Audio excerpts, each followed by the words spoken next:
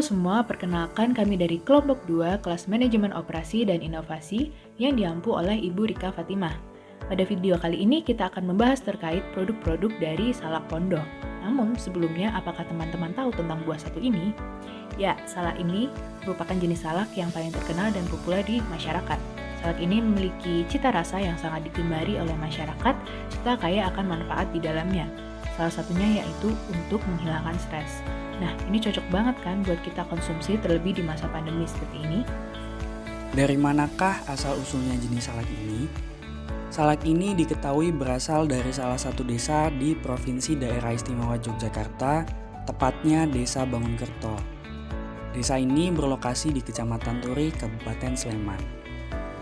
Sebagai salah satu tempat tumbuh kembang pohon salak, Bangunkerto kemudian memanfaatkan sumber daya yang mereka miliki untuk memproduksi beberapa produk olahan salak yang tak kalah menarik, di antaranya seperti dodol, geplak, hingga bakpia.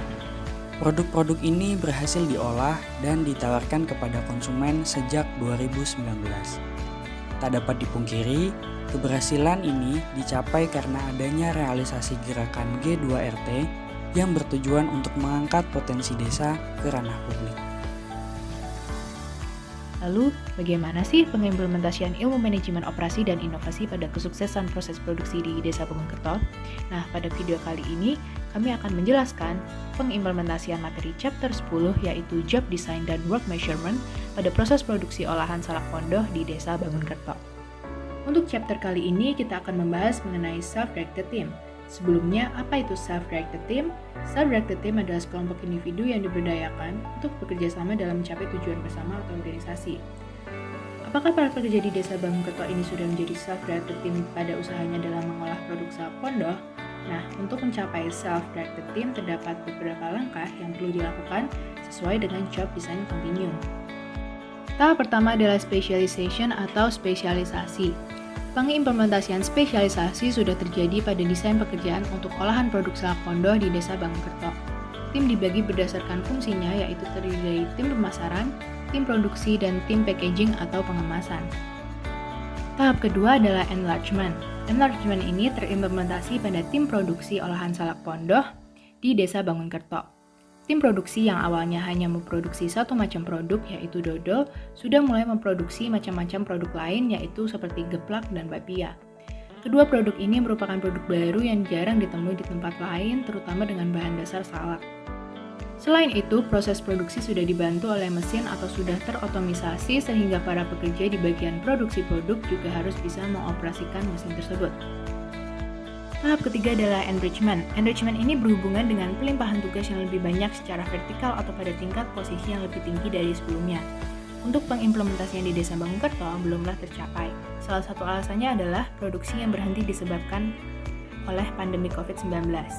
Usaha yang dapat dilakukan yaitu dengan pemberian kesempatan pelatihan untuk pelimpahan tugas dan posisi yang lebih tinggi agar para pekerja termotivasi untuk berkembang. Tahap keempat adalah Empowerment. Setelah enrichment tercapai, empowerment atau pemberdayaan kepada para pekerja dilakukan dengan pemberian kesempatan untuk menetapkan jadwal dan jumlah produk yang ingin diproduksi. Selain itu, para pekerja juga dapat dilibatkan dalam pembuatan keputusan-keputusan penting seperti bernegosiasi dengan calon konsumen dari negara lain atau ekspor yang sudah direncanakan oleh Desa Bangunkerto dalam upaya perluasan pasar. Dengan begitu, mereka akan merasa terlibat dan diakui sehingga mereka memiliki kepercayaan diri untuk melaksanakan pekerjaan mereka secara mandiri, produktif, dan maksimal. Tahap terakhir dan yang ingin dicapai adalah tahap Self-Directed Team. Untuk pengimplementasian pada Desa Bangunkerto, para pekerja diberikan otonomi untuk melakukan proses produksi dari awal hingga akhir dengan harapan proses dan produk yang dihasilkan efektif dan efisien. Dengan begitu, para pekerja akan semakin termotivasi dan kepuasan bekerjanya juga akan meningkat. Mereka akan semakin produktif untuk berkarya dan berkontribusi kepada desa, masyarakat, dan G2RT entrepreneur secara umum. Untuk teman-teman yang penasaran dengan indahnya desa G2RT Bangunkerto dan juga rasa unik dari produk olahan salak pondoh yang belum pernah teman-teman coba sebelumnya, silakan datang langsung dan meramaikan dengan gembira ke desa binaan G2RT Bangunkerto ini. Supaya nantinya produk-produk lokal kita dari desa binaan G2RT ini diharapkan bisa lebih dikenal dan segera go internasional.